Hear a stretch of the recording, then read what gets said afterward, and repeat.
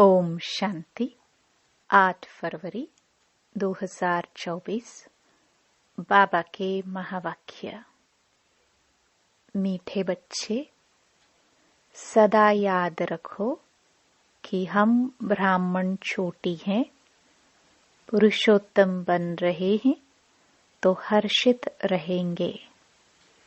अपने आप से बातें करना सीखो तो अपार खुशी रहेगी। प्रश्न: बाप की शरण में कौन आ सकते हैं? बाप शरण किसको देते हैं? उत्तर: बाप की शरण में वही आ सकते हैं जो पूरा पूरा नष्टो मुहा हो, जिनका बुद्धि योग सब तरफ से टूटा हुआ हो, मित्र संबंधियों आदि से बुद्धि की लागत न हो, बुद्धि में रहे मेरा तो एक बाबा, दूसरा न कोई। ऐसे बच्चे ही सर्विस कर सकते हैं। बाप भी ऐसे बच्चों को ही शरण देते हैं। ओम शांति। यह है रूहानी बाप टीचर गुरु। यह तो बच्चे अच्छी रीति समझ गए हैं। दुनिया इन बातों को नहीं जानती। भल सन्यासी कहते हैं शिवोहम, तो भी ऐसे नहीं कहेंगे कि हम बाप टीचर गुरु हैं। वह सिर्फ कहते हैं शिवोहम ततत्वम। परमात्मा सर्वव्यापी है तो हर एक बाप टीचर गुरु हो जाए, ऐसे तो कोई समझते भी नहीं। मनुष्य अपने को भगवान परमात्मा कहलाए, यह तो बिल्कुल ही रॉन्ग है। बच्चों को जो बाप समझाते हैं वह तो बुद्धि में धारण होता है ना। उस पढ़ाई में कितनी सब्जेक्ट होती हैं?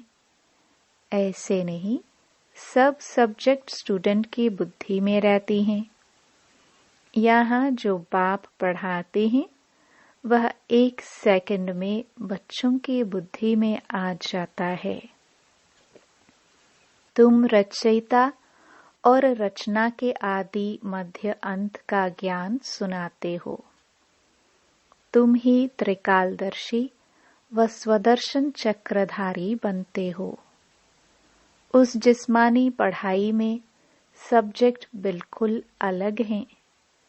तुम सिद्ध कर समझाते हो सर्व का सद्गति दाता वह एक ही बाप है।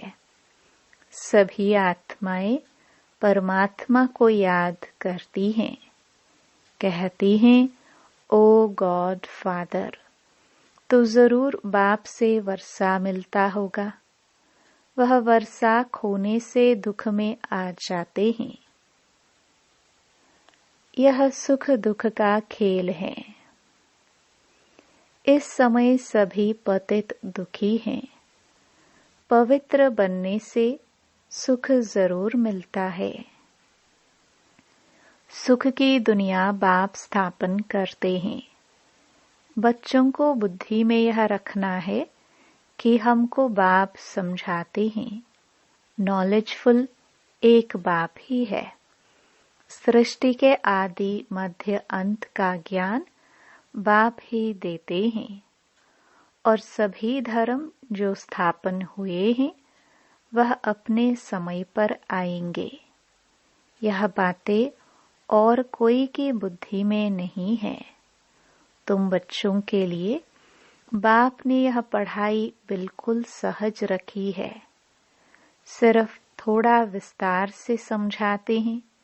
मुझ बाप को याद करो तो तुम तमो प्रधान से सतो प्रधान बन जाएंगे। योग की महिमा बहुत है।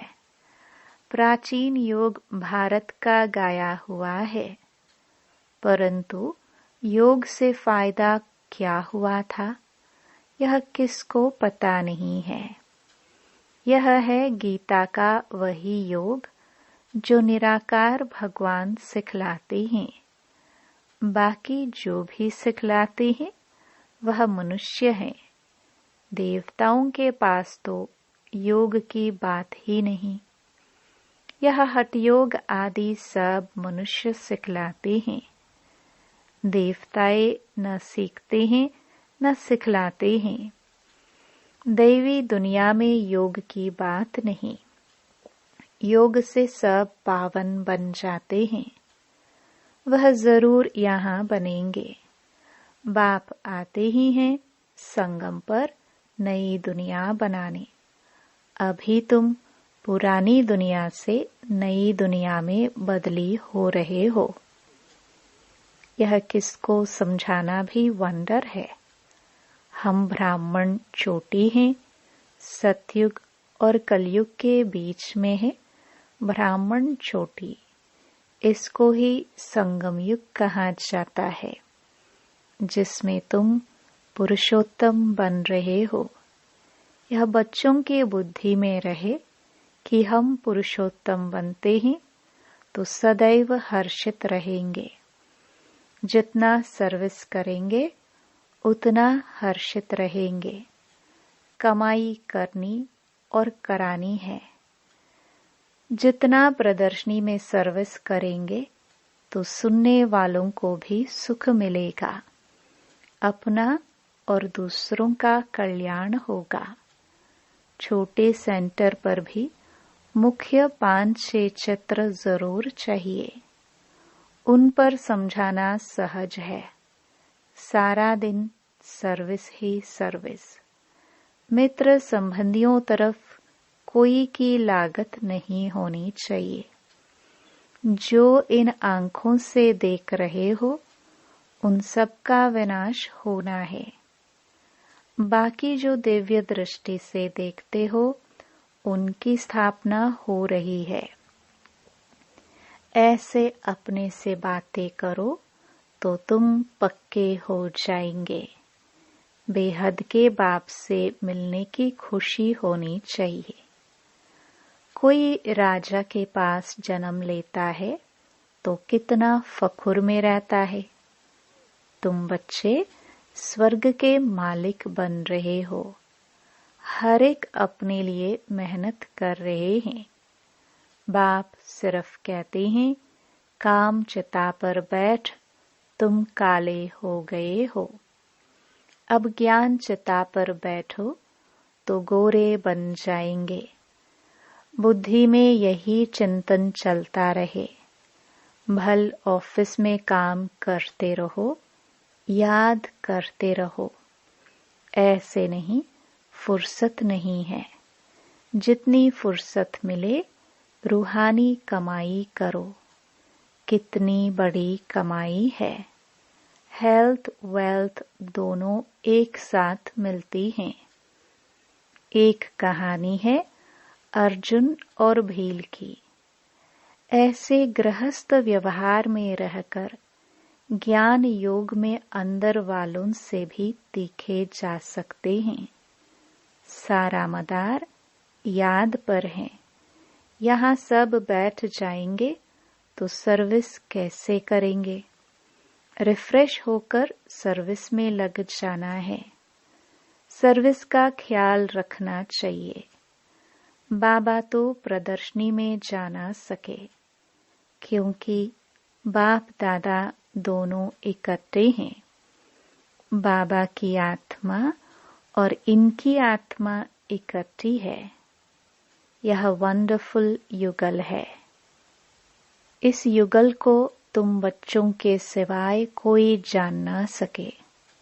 अपने को युगल भी समझते हैं, फिर भी कहते हैं मैं एक ही बाबा का सिखिलादा बच्चा हूँ। इस लक्ष्मी नारायण के चित्र को देखकर बहुत खुशी होती है। हमारा दूसरा जन्म यह है। हम गद्दी पर जरूर बैठेंगे। तुम भी राजयोग सीख रहे हो। एम ऑब्जेक्ट सामने खड़ी है। इन्हें तो खुशी है कि मैं बाबा का सिखिलदा बच्चा हूँ, फिर भी सदैव याद ठहरती नहीं, और तरफ ख्यालात चले जाते हैं।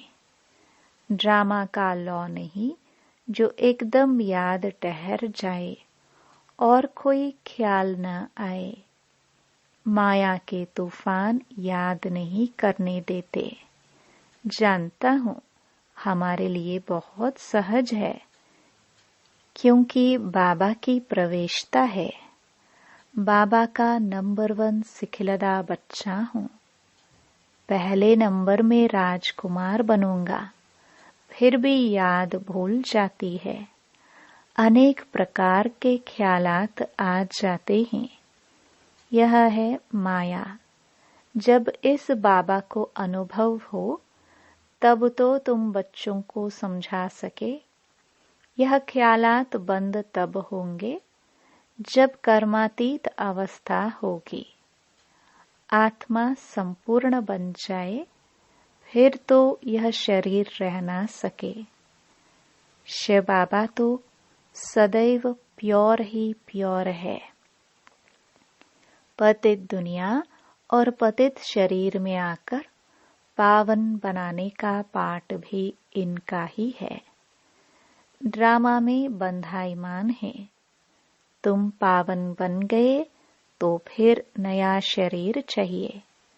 शिव बाबा को अपना शरीर तो है नहीं। इस तन में इस आत्मा का महत्व है। उनका रखा क्या है? वह तो मुरली चलाकर चले जाते हैं। वह फ्री है।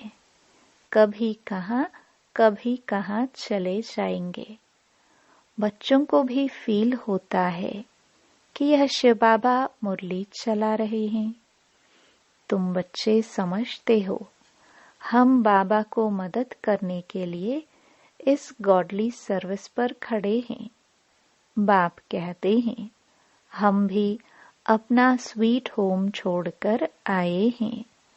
परम धाम अर्थात परे ते परे धाम है मूल वतन।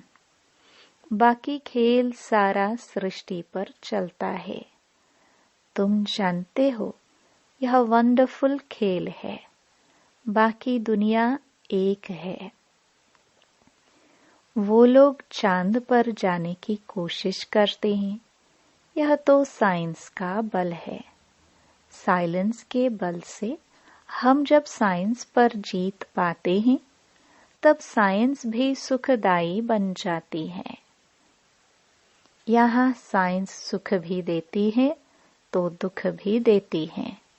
वहाँ तो सुख ही सुख है, दुख का नाम नहीं। ऐसी बातें सारा दिन बुद्धि में रहनी चाहिए। बाबा को कितने ख्यालात रहते हैं।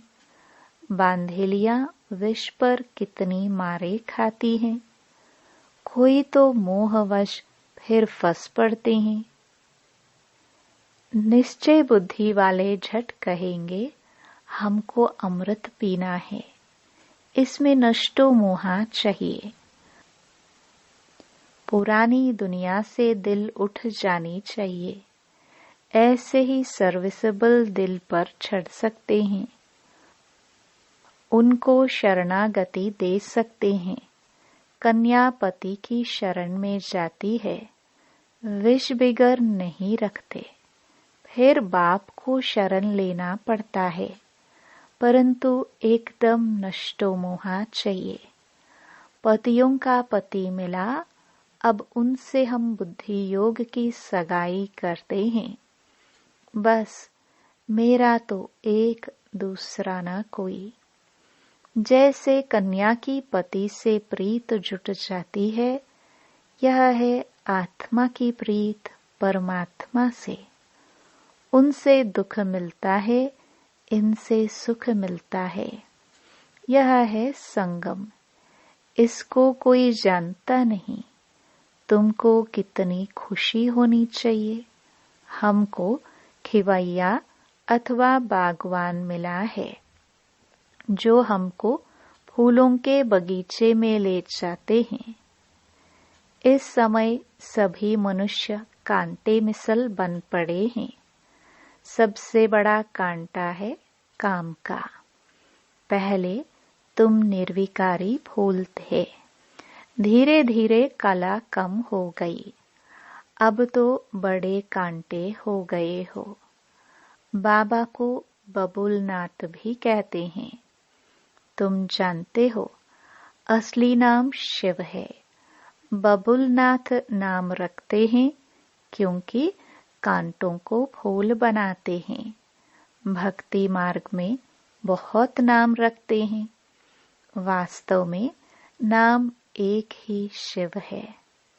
रुद्र ज्ञान यज्ञ व शिव ज्ञान यज्ञ बात एक ही है। रुद्र यज्ञ से विनाश ज्वाला निकली और श्री कृष्णपुरी अथवा आदि सनातन देवी देवता धर्म की स्थापना हुई। तुम इस यज्ञ द्वारा मनुष्य से देवता बनते हो।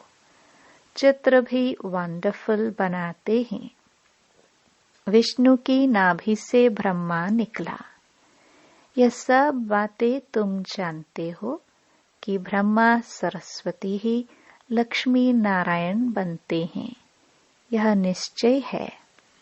लक्ष्मी नारायण ही 84 जन्मों के बाद ब्रह्मा सरस्वती बनते हैं।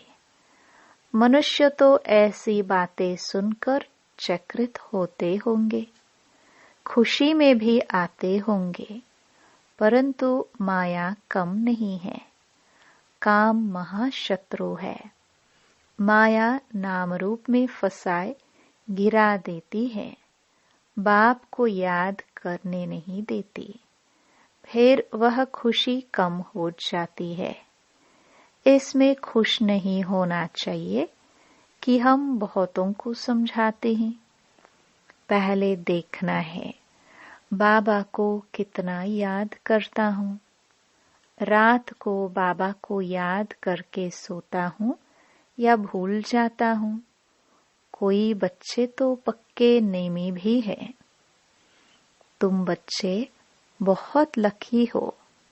बाप के ऊपर तो बहुत बोझ है, परंतु फिर भी रथ को रियायत मिल जाती है। ज्ञान और योग भी है। इसके बिगर लक्ष्मी नारायण पद कैसे पाएंगे। खुशी तो रहती है। हम अकेला बाप का बच्चा हूँ और फिर मेरे ढेर बच्चे हैं। यह नशा भी रहता है तो माया विघ्न भी डालती है। बच्चों को भी माया के विघ्न आते होंगे। कर्मातीत अवस्था आगे चलकर आनी है। यह बाप दादा दोनों इकट्ठे हैं। कहते हैं मीठे मीठे बच्चे, बाप तो प्यार का सागर है। इनकी आत्मा इकट्ठी है।